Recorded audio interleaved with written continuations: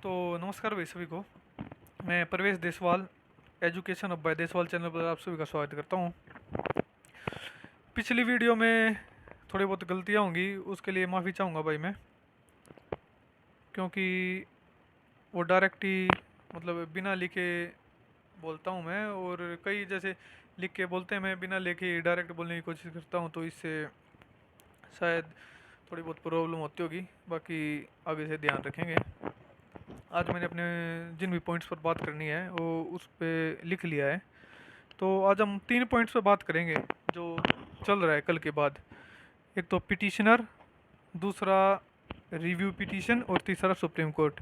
क्योंकि अब opposite party है जो, उसके पास ये 3 ऑप्शन है कि वो कौन सा चूज करते हैं। ठीक है। तो अभी तो जैसे अगर मैं आपकी जगह होता तो मैं भी इमोशनली फैसले लेता, और आप भी बहुत ज़्यादा इमोशनल हो और उसकी वजह से जल्दबाजी में फैसले ले रहे हो। एक बार किसी जानकार जो आपका एडवोकेट हो, जो अच्छी सलाह दे सके, उससे एक बार, जो अच्छा एडवोकेट हो उससे एक बार पूछ लेना कि क्या ठीक रहेगा और क्या गलत रहेगा। मैंने एक जानकार से पूछा है, तो इन तीनों केसेस में क्या हो सकता है वो बताना चाहूँगा। ठीक है। बाकी कोर्ट का मैटर है, और उसमें हर किसी की संभावना सच नहीं हो सकती। जैसे कल हम भी सच बताए तो यही सोच रहे थे कि 9 ग्रुप्स की परमिशन मिलेगी, पर मिल गई 61 ग्रुप्स की। तो हमारे लिए भी वो एकदम मतलब सरप्राइज ही था, अचंभे वाला था। बात करें तो सबसे पहले जैसे पिटिशनर की, तो कोर्ट को जैसे लगा कि इनके राइट्स प्रभावित हो रहे हैं, इसीलिए कोर्ट ने परमिशन दी। ठीक है। और उन केवल उनको परमिशन दी जो 56-57 में एपियर, मतलब 56-57 के अलावा जो दूसरे ग्रुप्स हैं उन उनके लिए परमिशन दी गई है, जो अब टेक्निकल एग्जाम्स होंगे आगे। तो अब ये बच्चों में कंफ्यूजन है, और जो टेक्निकल ग्रुप्स में नहीं है ना, वो भी मतलब पिटिशनर बनना चाहते हैं कि कहीं आगे जाके 56-57 कैंसिल हो और उसके लिए पिटिशनर बन जाए। तो भाई उसके लिए अभी पिटिशनर बन के कोई फ़ायदा नहीं है, क्योंकि उसका फैसला आया नहीं है, और इंटरिम रिलीफ इन पिटिशनर्स को दिया गया है जो मतलब कल से पहले बने हुए थे। ठीक है। मतलब 100, 150, 200 जितने भी हैं उनके लिए रिलीफ है ये, ना कि 56-57 अगर आगे कैंसिल होगा तो उसके लिए। ठीक है। और अब बात करें कि जो नए नए पिटिशनर ऐड करने के लिए क्या होगा, उसके लिए एक नई सीम लगेगी। ठीक है। और उस पे फैसला होगा कोर्ट में कि जो नए पिटिशनर ऐड हो रहे हैं उनको भी मौका मिले या ना मिले, जो कि नेग्लिजिबल चांसेस हैं कि उनको मौका मिलेगा। और बाय चांस 0.001% चांस है कि उनको मौका मिल जाए। तो अगर कल को सरकार केस जीत जाती है, जिसकी हाईली पॉसिबिलिटी है, क्योंकि कल आपने देख ही लिया होगा, अगर सरकार केस जीत जाती है तो फिर कोई औचित्य ही नहीं है इनके एग्ज़ाम देने का, केवल एग्ज़ाम देने की परमिशन मिलेगी, फाइनल रिजल्ट इनका आएगा ही नहीं। तो यहाँ से मतलब कुछ हासिल नहीं होने वाला। अगर कोई मतलब अफोर्ड कर सकता है तो चांस लेके देख सकता है। बाकी अगर कोई भाई गरीब घर का बच्चा है तो उसके लिए मैं यही कहना चाहूँगा कि प्लीज़ आप अपनी जो पैसे हैं उसको ख़राब ना करें। और आगे बहुत सारे एग्ज़ाम्स आ रहे हैं अभी। जैसे सुनने में आया सीईटी, हमको तो यही बोला था कि मार्च में सीईटी लेंगे दूसरा।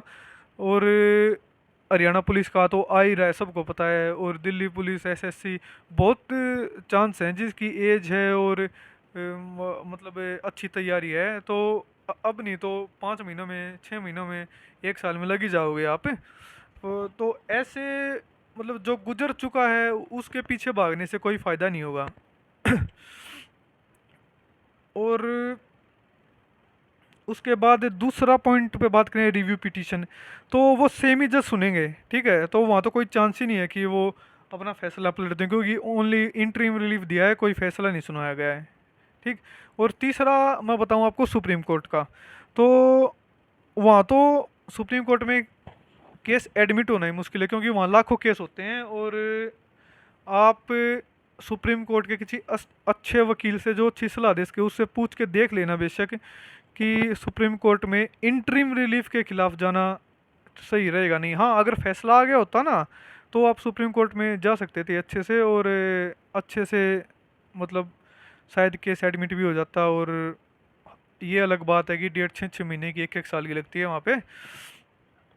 तो वहाँ फैसला पलटवाना इतना आसान नहीं होगा, असल में तो एडमिट करवाना ही आसान नहीं होगा। किस भी आप पे जाओगे आप, क्योंकि जो आपके पिटिशनर हैं उनको अलाउ भी कर दिया, वो उनको रिलीफ मिली गया इंटरिम रिलीफ। तो किस भी आप पे जाओगे अब, वो नए जो पिटिशनर ऐड करोगे तो उसमें यहीं पे सुनवाई होगी पहले हाई कोर्ट में ही, डायरेक्ट सुप्रीम कोर्ट में सुनवाई नहीं होगी, ठीक है, नए पिटिशनर के ऊपर। तो अपने पैसे खराब करने का कोई वो नहीं है, अपने एक्सेप्ट करो और आगे बढ़ो। आगे तैयारी करने में ही फ़ायदा है, बाकी भाई जो जैसा समझे। अगर आपको बात गलत लगी हो तो आप ट्राई करके देख सकते हो, आपके राइट्स हैं, हम तो कुछ कह नहीं सकते। बाकी यही कहना चाहेंगे कि एक्सेप्ट करो, और इसका तो जो भी फैसला होगा वो सबको मंजूर है, मतलब आगे होगा। अगर मैं आपकी उससे सोचूं, अगर कैंसिल भी होगा तो वो भी पढ़ने से ही पेपर दिया जाएगा। ऐसे नहीं है कि अब तो ये सोचते रहोगे कैंसिल हो कैंसिल हो कैंसिल हो, और बाद में कैंसिल हो तो आप पेपर भी ना दे पाओ। मतलब पढ़ो ही नहीं के तो कहाँ से वो करवाओगे। तो कम से कम अब दूसरे सब्जेक्ट, दूसरे किसी पेपर पे ध्यान देके अपना पढ़ाई पे ध्यान दो। और अगर बाई चांस ये पेपर आगे कैंसिल होता है तो कम से कम इसकी तैयारी तो रहेगी आपकी, और पेपर तो दे पाओगे। और अगर ऐसे ही मतलब मन में ये इमोशनली विचार चलते रहे तो कोई गलत फैसला लोगे, और वो आपकी और आपके परिवार के लिए अच्छा नहीं है, ठीक है।